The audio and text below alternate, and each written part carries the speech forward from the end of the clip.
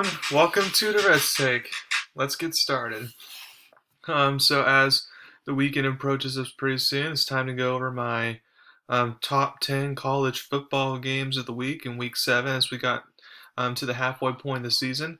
But it's also time um, to go over not only reveal my top 10 games, but my predictions for those games. So let's get started with the game of the week. It's going to be 11 Kentucky, who's 6-0, versus 1 Georgia, the new number 1 team, who's 6-0, a 3:30 CBS game. If you like defense, you have come to the right place with this game. Georgia's the best defense in college football, hands down. And Kentucky, I feel like it's a top 10 level defense.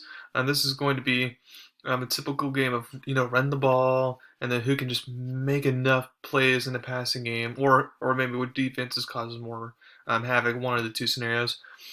If this was at Kentucky, I maybe say they can make it a one-score game or something, but at Georgia, I feel like the Bulldogs take over the second half and get the win here. So I have them winning 31-9.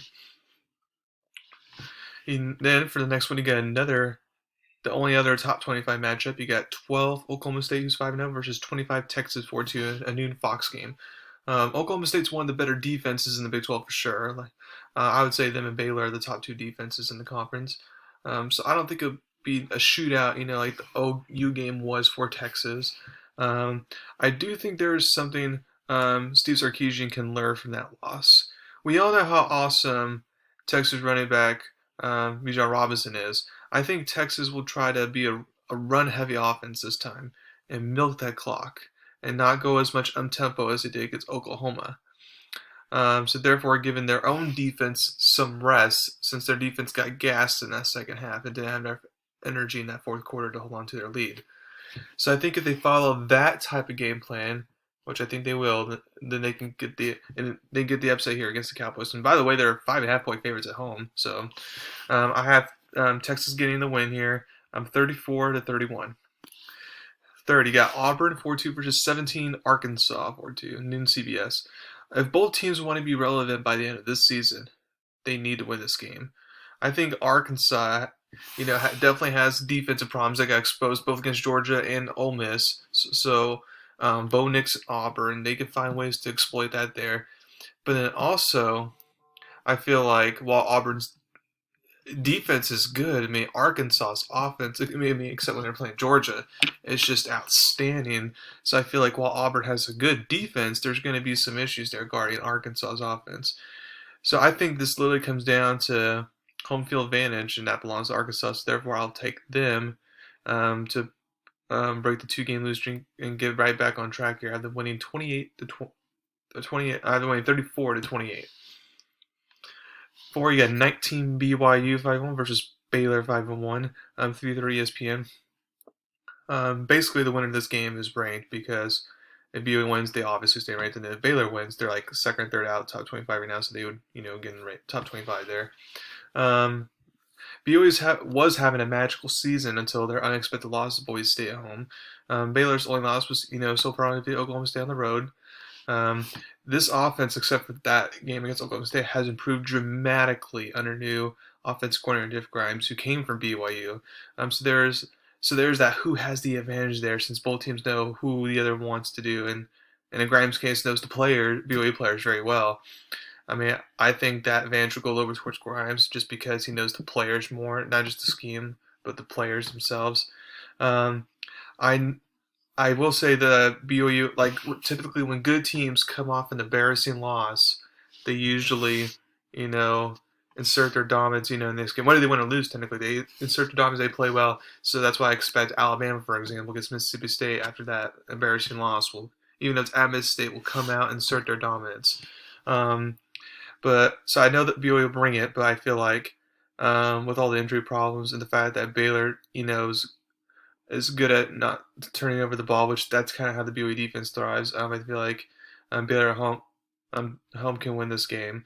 Now, BYU's been a good team that takes care of the ball until last week, and that's why they got upset. So you never know. But Baylor can also have a bad turnover game, and that's what I'm hoping for as a BYU fan. But I'm gonna go with Baylor here to be objective. I'm gonna go take them 27-23.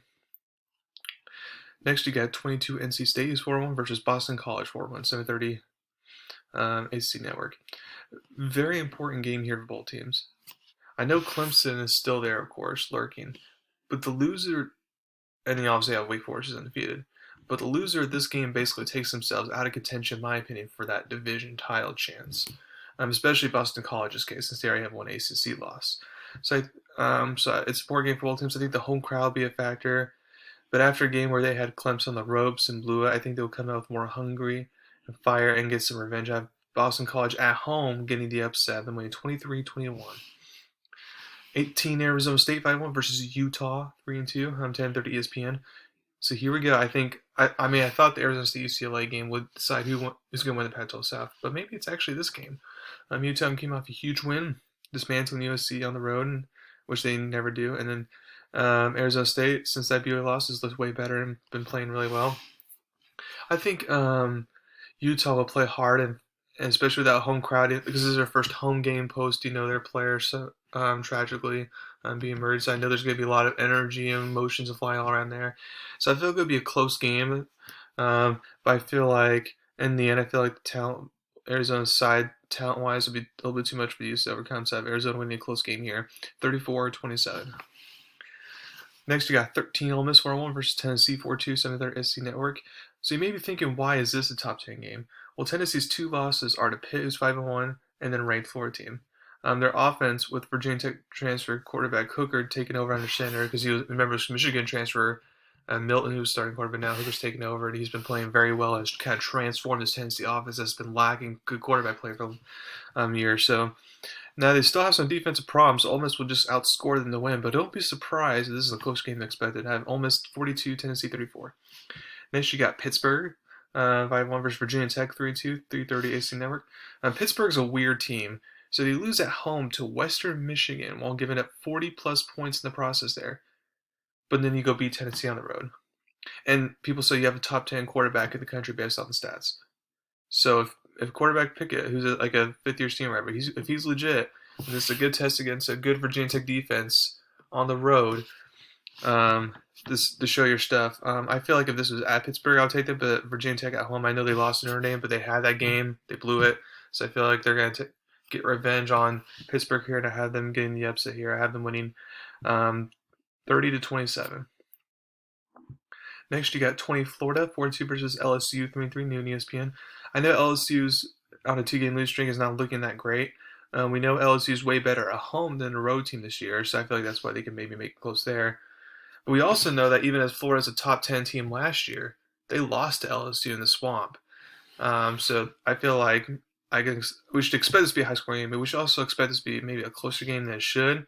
But in the end, Florida's talent will win, and I have Florida winning 34-27. Next, for the last one, you got Iowa State 3-2 versus Kansas State 3-2, 7:30 ESPN2. So after a bad start for Iowa State, they still have their Big 12 title hopes in front of them. They got Baylor, not Baylor, they got Oklahoma State, Oklahoma, and Texas still all on the horizon. So that they just take care of business, despite that Baylor loss, and they can get back in the thick of things.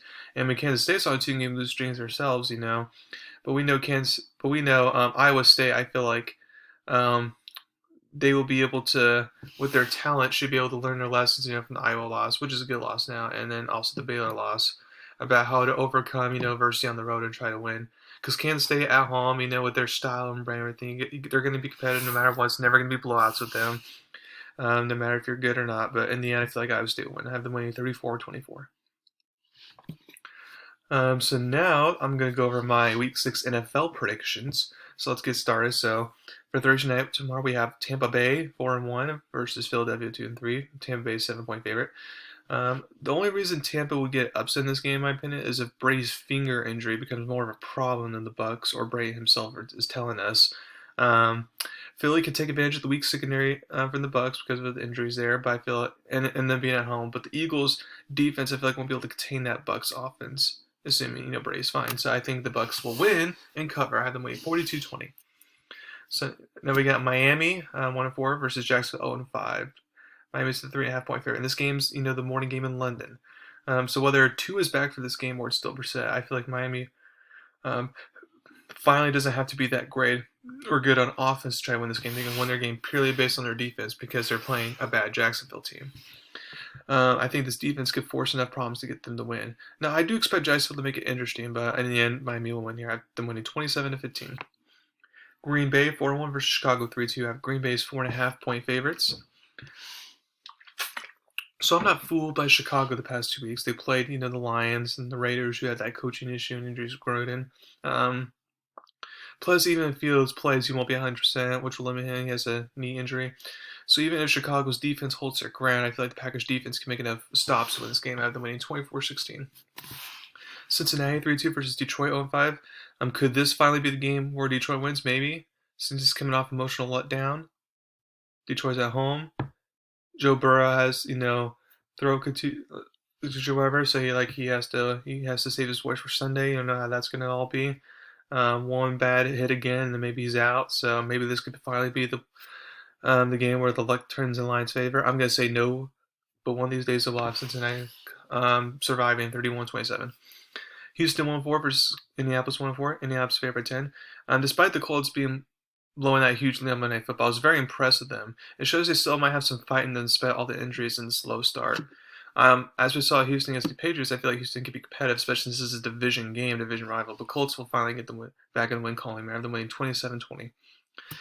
The LA Rams 4-1 versus New York Giants 1-4, 10-5. I think this will be one of the most lopsided games of the week, whether Daniel Jones is ready to play or not.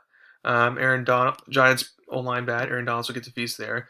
But then the Giants, you have Barkley probably out for the week. Both receiver Galladay and Shepard have been battle injuries. They might be out. So besides playing a 1 o'clock game, which is typically a disadvantage for a Pacific time zone team, the Giants don't really have any other advantages. So I have Rams winning easily. I have them winning 38-6. Kansas City versus Washington. Kansas City is favored here by, I think it's 3. The good news for Kansas City fans here, Washington's defense sucks. I still don't get why, but they suck, so therefore you can just outscore them to win this game, and that's exactly what I think will happen. Now, I know Chiefs running back Clyde Edwards-Helaire is going to be out, and I know Kelsey and Tyreek Hill both got banged up and 100%, but they can play and just cut down the turnovers, like Mahomes has been talking about. The Chiefs will get much needed win. So they win 38-30. Minnesota versus Carolina. This is one of the hardest games for me to predict. I don't think Carolina will perform that bad again, like they did against Philly. But Minnesota, what's interesting for them is they're known for offense, but the past couple weeks they've relied more on their defense. So I'm not sure what's going to happen here. Because Carolina has the better defense and they're at home, I'm going to take them. But this is a coin flip type of game. I have them winning 20-19. Chargers versus Ravens. I'm looking forward to this game. I think we could see Lamar Encore Part 2. Problem is Baltimore's defense is going to suck against the struggling Colts offense, and what is Herbert going to do to them? I'll tell you the answer, destroy them. I know it's in Baltimore. I know Lamar is that dude. But I feel like the Chargers are just right now the better overall team. I have them getting the win here. I could be wrong. I think Ravens could win, but I'm going to take Chargers here. 34-31. Next, you got Arizona 5-0 versus Cleveland. Cleveland's surprisingly 3-point favorite. I'm also looking forward to this game. If this game was like in December or January, I'd take the Browns all day because of the weather advantages, but I typically doesn't go if I till mid-November for me, in my opinion, for most places, depending on the place. I think Arizona will copy the Chargers, plan basically. And Cleveland has a fourth quarter lead. Arizona will make its comeback, and then they force Baker basically to make them on a partially torn label show and make them throw when they know he has to throw and they can't run the ball anymore. And I feel like Baker won't be able to do that once again. So I have Arizona winning 38-28. Vegas versus Denver. This is an interesting game. Denver's favored by 3, by the way. This is a very interesting game. Both teams are, after the 3-0 start, are on 2-game losing streak. Both clubs need to win here, along with those teams being, heated rivals. So there's that. But also, how is this team going to perform with Gruden being out now? Are they going to kind of just, with all the injuries, give up the season? Or are they going to, say, hey, now the Gruden, we're going to fight with some new energy, we're going to have new spirit in us and get ourselves back on track? I think it'll be the latter, actually. So I have Raiders surprising in the upset here, 23-21, a close game.